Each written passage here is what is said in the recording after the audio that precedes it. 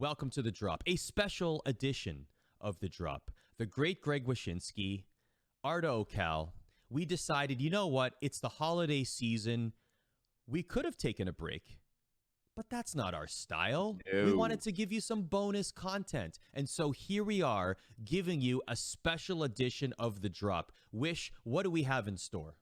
Buddy, it's the Winter Classic. It's the annual outdoor event held by the National Hockey League in and around New Year's Day. It's the second this year between the Pittsburgh Penguins and the Boston Bruins at Fenway Park. Winter Classic 2 at Fenway Park. They did it before, if you remember, the third Winter Classic edition. Now they're back again. Promises to be a bigger event. They've kind of figured out how to do these things better, I think, since they were doing the first three of these Winter Classics. Steve Mayer at the NHL does a great job dressing up the field around the rink and all that stuff. So it should be more of a spectacle than it was the previous time at Fenway between these two teams. But the thing we wanted to do on this episode, though, is kind of celebrate the Winter Classic. We've had a bunch of these by now, and I feel like we've got a good handle on which ones worked, which ones didn't, which jerseys look good, which ones didn't. And so we're doing a special edition of The Drop on the Winter Classic rankings. So on that point, if anybody came here for Stadium Series content, for Lake Tahoe, anything like that, no. The Heritage Classic, close name to the Winter Classic, but does not belong on this episode. Get out of town with that. Yeah, the only thing we're focusing on here are the outdoor games that occur around New Year's Day, and they're called the Winter Classic. That's it. And okay? by the way, we should point out that there is Winter Classic bias. I mean, it's kind of a miracle that Montreal and Toronto both ended up in these games, because usually it's two big American markets playing around New Year's Day. You want both American markets in there for the big ratings boost. And it's only been, a select number of teams that have played in the Winter Classic, it seems, too. I mean, classically, the Chicago Blackhawks were the outdoor team of outdoor teams. But what's interesting, Arda? It's funny. I thought we were calling this the Blackhawks Classic. It's just the only reason we're not calling it that is because they're not in it this year. Yeah, I don't think they'll be in it for a while. But here's the interesting thing: can you tell me, Arda, which player has appeared in the most outdoor NHL games? Is this the trivia portion of? Well, the episode? No. This is all outdoor games, not just the Winter Classic. Okay. All outdoor games, not just, it's someone that's been traded, I'm going to guess. Someone that's been on the Blackhawks, but then off of the Blackhawks. I'm terrible at this. Give me a name. Jonathan Taves. He obviously hasn't been traded. James Van Riemsdyk. Flyers, right? Flyers and the Leafs as well. And he's been in a ton of these games, but I was so off. I was as you so mentioned, off. As you put me off the scent, Wish. As you mentioned, it's trivia time. That was a question about all the outdoor games. I broke our rule a little bit. This is about the Winter Classic itself. I got 3 questions for you about the Winter Classic, and here they are, Arda. You ready? Okay. Yes. Quizmaster Wish loves himself a quiz. One day we'll do the drop bar trivia. By the way, we will. Yes, 100%. Start organizing your teams now, because we're going to do the bar trivia version of this show at some point. But here's the thing: we're going to do Winter Classic trivia right now. Okay, question number 1: including the 2023 edition at Fenway Park, has the Winter Classic taken place in more football or baseball stadiums, Arda? I'm going to say baseball. That's correct. 8 baseball stadiums, including Fenway Park twice. We're counting it twice. And for football, only 6, including 3 college stadiums. So even if you wanted to throw out Fenway as a double-dip venue, it's still baseball with the lead over football. So congratulations. You got one. Thank you. I got one. Question number 2. What was the warmest Winter Classic on record? Not multiple choice. Just give me the name or the venue of the warmest Winter Classic at puck drop on record. It was not Buffalo. Where have Winter Classics been? It wasn't New York. Maybe it was New York. No, was it? No, Citi Field. I was there. It wasn't cold. It was cold. It was pretty cold. At Citi Field. Okay. It definitely was not Big House, because I was there too. Obviously, by the hat. That was no. Was it Rose Bowl? The Rose Bowl did not hold a Winter Classic. Or but a whatever, good not guess. Rose Bowl. What am I The guessing? answer we were looking Where was for- 2020? Where was Wait, 2020? no. I think you were on the right path. It was the Cotton Bowl. Cotton the Cotton Bowl. That's in what I was Texas. thinking of. That's what I was 55 degrees at puck drop for that game. Of course, the coldest on record, Arda, was the 2022 edition at Target Field in Minnesota, which was -6 degrees at puck drop. Finally. So, wait, hold on. Just quick thought on that. Yes. I felt bad for the U.S. women's national team at the 2022 Winter Classic because they were standing outside. I can only imagine the entire commercial break. They're outside freezing, waiting to be introduced on the broadcast. And I asked Hillary Knight about this. I'm like, that must have sucked. And she was like, we were freezing. It was so bad. It was rough conditions. Also, kind of the Winter Classic lost to time a little bit too. It was one that was delayed due to COVID. I feel like there wasn't a whole lot of hype for that one, and just kind of there. But maybe it'll come up later in our rankings. Finally, Arda, who scored the first goal in Winter Classic history? I'm going to give you a multiple choice on this one. Wait. I think I know this. Is it Colby Armstrong? Oh my God, he didn't need it. He didn't need A, B, C, or D. Don't need Colby it. Don't Armstrong need it. is Boom. the answer, sir. Wow. 30 seconds in, first periods, assisted by Sidney Crosby. Holy smokes. Yeah, baby. Redeeming myself from the Rose Bowl. Let's go. Let's go. You've gone from pinpoint accuracy before receiving multiple choices, which recovers you from mentioning a venue that did not, in fact, have absolutely did not. That venue actually might come up a little bit later because we will talk about venues we would love to see the Winter Classic in. But why don't we get moving here? Fun trivia, and I agree with you. We got to have a drop bar trivia. That would be so much fun. It's just a matter of time. So let's talk about bests and worsts at the Winter Classic. We got to start with the threads. We got to start with the fashion, the jerseys, the sweaters. In your opinion, what is the best jersey in Winter Classic history? I'm going OG. I'm going Pittsburgh Penguins in 2008 in the game at Ralph Wilson Stadium in Buffalo. Baby blue beauties, the ones that started it all, the ones that put us on a path to say, let's reach into the past and create jerseys that are striking for this amazing outdoor event. The way it cut through the snow globe that we had during that game in Buffalo. The only drawback, Arda, and it is a drawback, is that their other Winter Classic jersey when they played the Capitals had a penguin with a little scarf on around its neck, which was adorable and a better logo than this one. But the overall look of this jersey was by far my favorite. And again, really set the template for all of the Winter Classics to come. By the way, why did it take us this long to acknowledge the fact that we're wearing toques or beanies for this episode? Look, we're very festive with our Winter Classic Arda, attire. it's a visual medium. I've had to come to grips with that as a podcaster, that it's a visual medium. I assumed that people understood the gimmick, but in case you were listening to it, thank you for pointing it out. Yours is much more festive than mine. It's just a gray from the big house, but that's where I'm going with my favorite. And and actually, I'm making this a tandem effort. The combination of the dark blue, the deep blue Maple Leaf sweaters, and the deep red, nice, vibrant colors on the ice. It was snowing. The visual was gorgeous. So I loved that. And actually, my favorite sports photo, which honestly, Mount Rushmore favorite sports photo of all time, is an aerial view of the big house from the 2014 Winter Classic. Because I don't know how this happened. Maybe, like, I've seen several images, so I can tell this is not photoshopped. It honestly looks like the crowd is completely split. Half red, half blue. Yeah. It's just wonderful.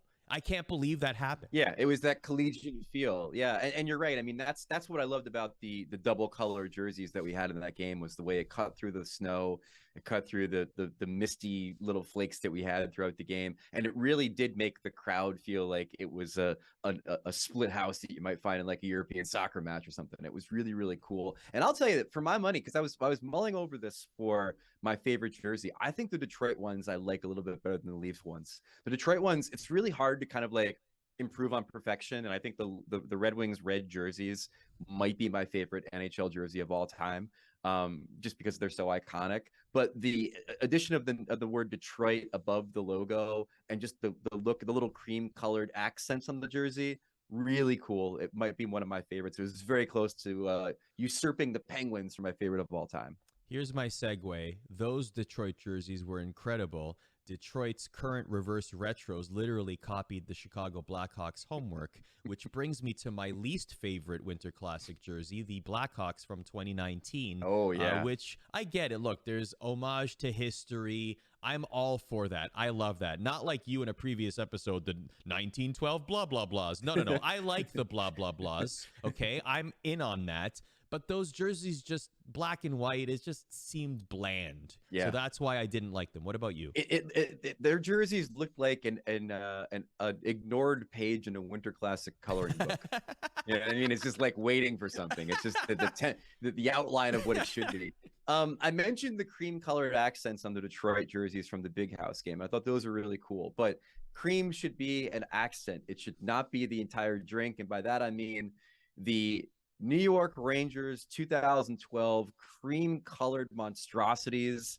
I hate those jerseys. I just feel like it is so off-putting to see the off-white used in that regard. The logo itself, I know the Rangers are always at a disadvantage because they have a diagonal, word mark as their logo, basically, if they're not using the Liberty head.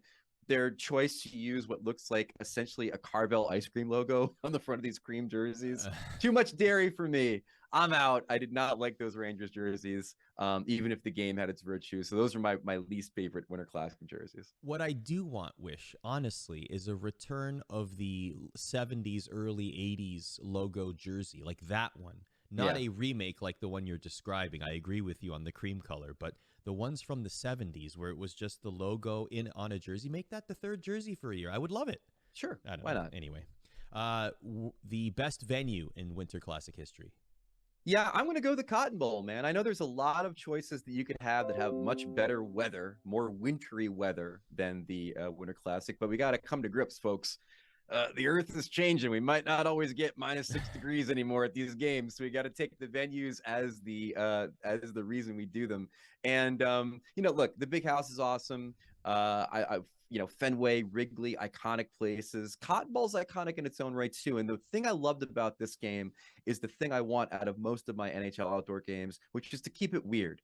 Keep it local and keep it weird. Big old cowboy boot in the outfield near the rink, and pig races. Arda, do you remember the pig races at the Cotton Bowl? Watching Ryan Johansson running around the old pig race in between periods, dude. It was awesome. It was a really, really cool game. Two interesting color schemes for the teams, with the venue itself, including a real big midway outside the stadium that honestly was jam-packed and almost unusable because there were so many people at it. All of it added up to being a really unique experience, and my favorite outdoor game that I think I've covered outside of maybe Dodger Stadium, because that one was, of course, where Gary Bettman met Kiss. Yes, and that is an iconic photo that will live on forever and ever. I can't believe you did not pick the Rose Bowl. My choice is the Big House. Maybe sentimental because I was there. I was covering it as a weather guy, and I know that the whole sports reporter becomes weather guy is a big topical thing right now. Oh, yeah. That was me at the Winter Classic in 2014, and I just loved the ambiance of it. 105,000 people. It was awesome. I enjoyed it very much. Worst venue? I'm just thinking of you as the weather guy now. At any point did you say the good news is I can feel my face, the bad news is that No, I didn't. I don't want to. That guy's awesome, by the way. I love that whole thing. Anyway. Worst venue, I hate to slag the local ballpark here in New York, but that Citi Field venue, man, like even maybe it's because as a Mets fan, I grew up going to Shea Stadium, a stadium with some personality and some history to it. Citi Field still feels very sort of innocuous to me. It feels very cookie cutter. It looks like it looks like Nationals Park and 1,000 other places that are sort of set up to be that way. There have been better venues in New York, Yankee Stadium, and places like that they've had games. And I don't know. It didn't do anything for me.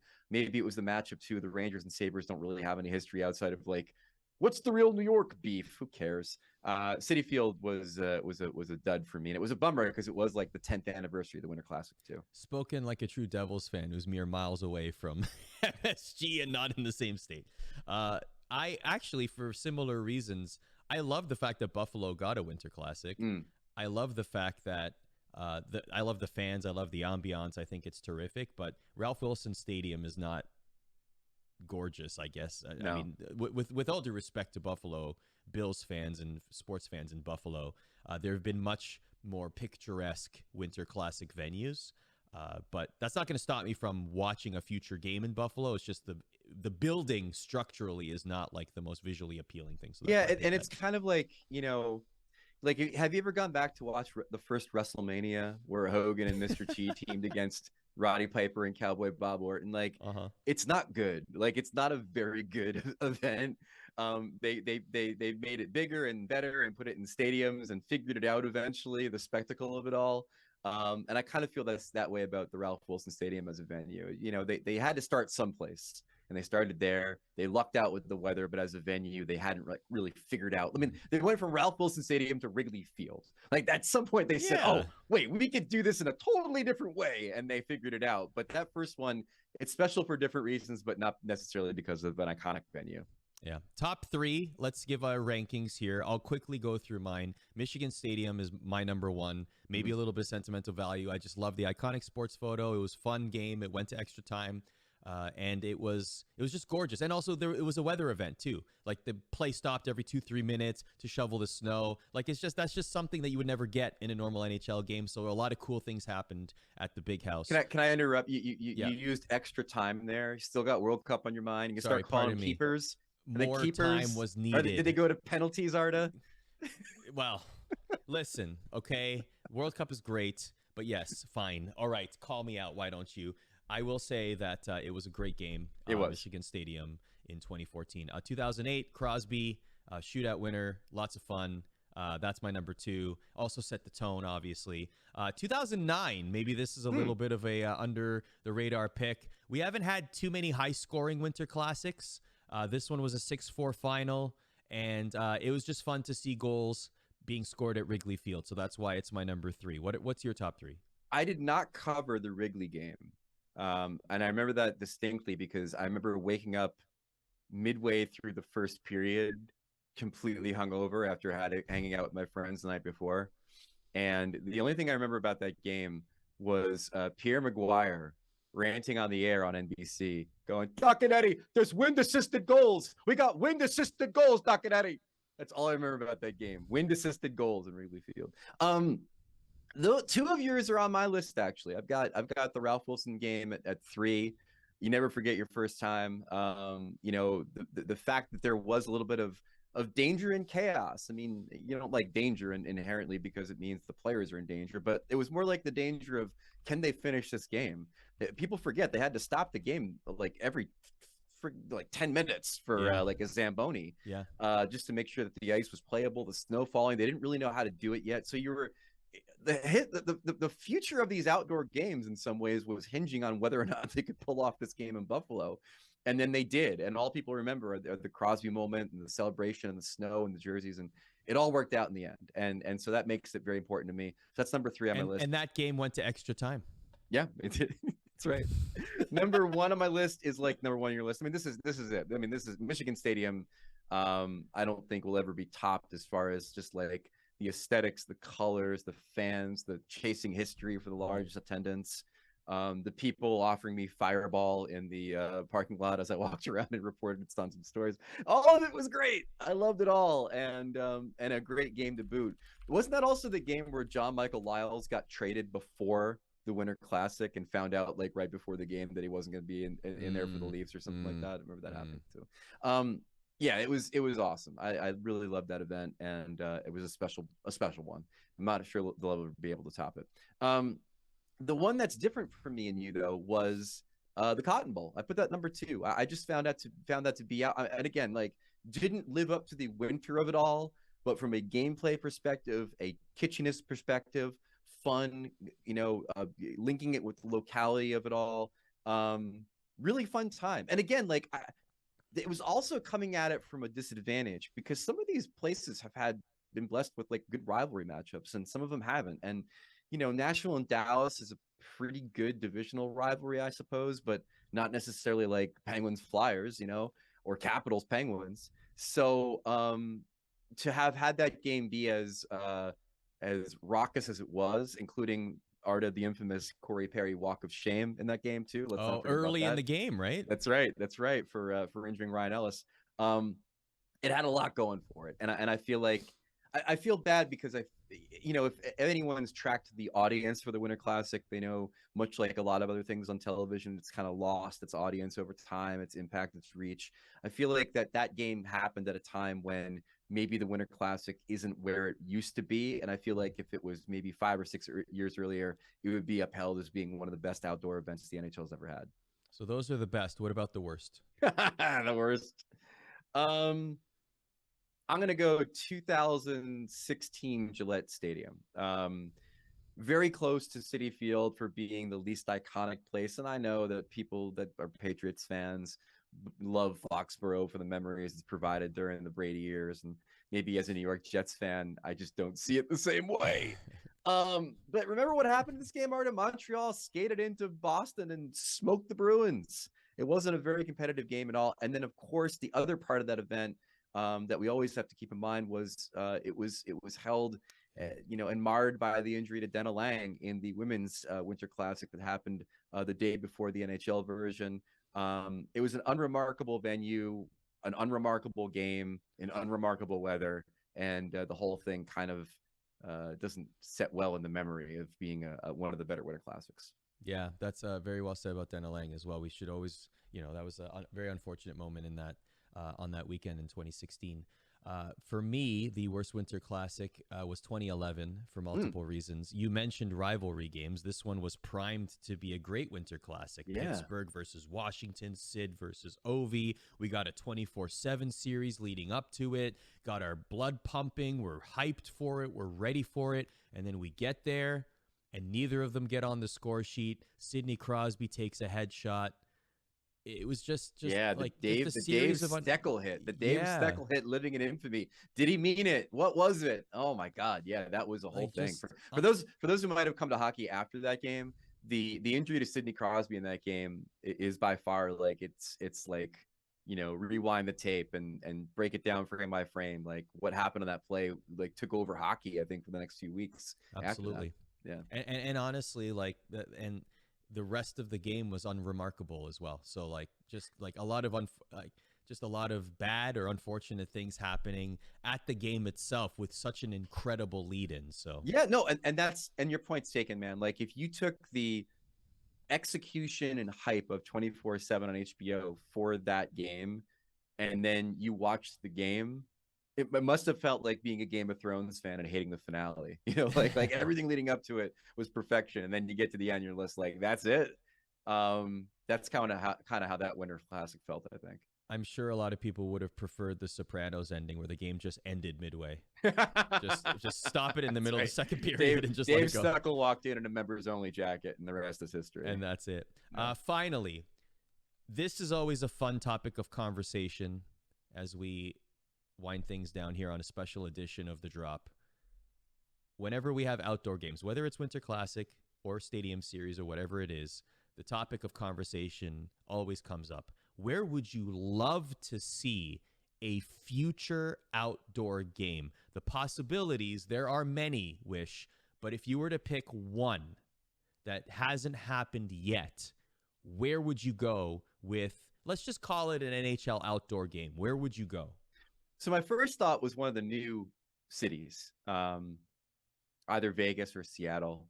I think Seattle will get one pretty soon, but Vegas is going to be a little bit trickier because their current NFL stadium doesn't have a full retractable roof. They just have a big thing that opens on the roof. And if you remember the Stadium Series game in Vancouver, not the best thing to hold inside of a domed-esque stadium. Kind of a bummer. You wanted it to be outdoors, and so I'd love for one of those cities to hold it. But the answer for me, if I'm thinking like pie in the sky, you could hold it anywhere.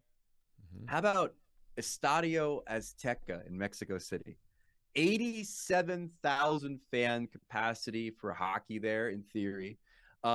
It's been kind of bandied about that we might get a couple games in Mexico City in the near future. The LA Kings, the Vegas Golden Knights, the Dallas Stars, the Arizona Coyotes, all of these teams have tried to make inroads with the Latino community in many different ways.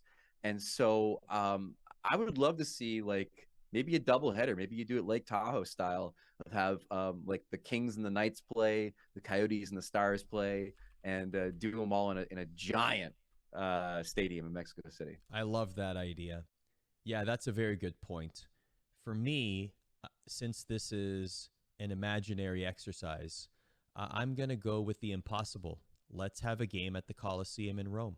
Now you're talking. Why not? Let's just find a way to climate control. Let's Yeah. put some ice in the middle of the Coliseum. Okay. Okay. I'm sure there could only be a couple hundred people there. Yeah. But it doesn't matter. Just imagine the visual, okay? Imagine the Coyotes facing the Predators in Italy. Two things. I don't know, just read it.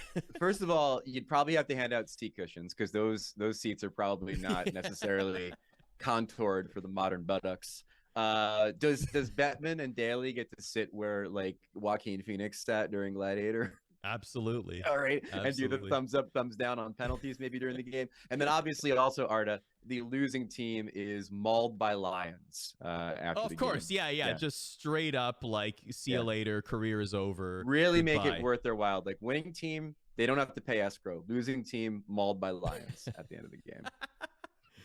So that's why we're going to have a game in the future at the Coliseum in Rome. Absolutely. Wonderful. Also the moon. Why don't we just shoot for whatever, everything?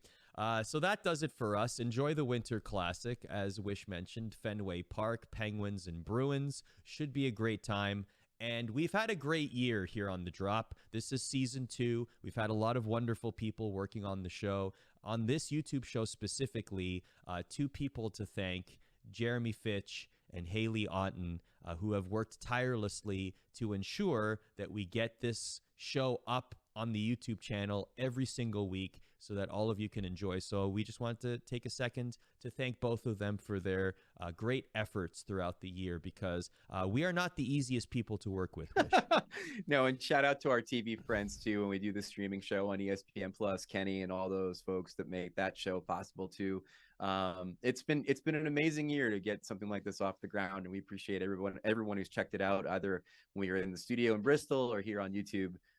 It's been a long goal of mine and Arda's to try to get a show together, and we see this as sort of like a little sidebar to what we do on television, a goofy place for fun and conversation and covering some of the topics you might not get a chance to really drill down on when it comes to TV stuff. So thanks for coming along on the ride. We're having a ton of fun doing the show. So that ties a bow on 2022. We will see you for the first drop of 2023. Goodbye. Take care.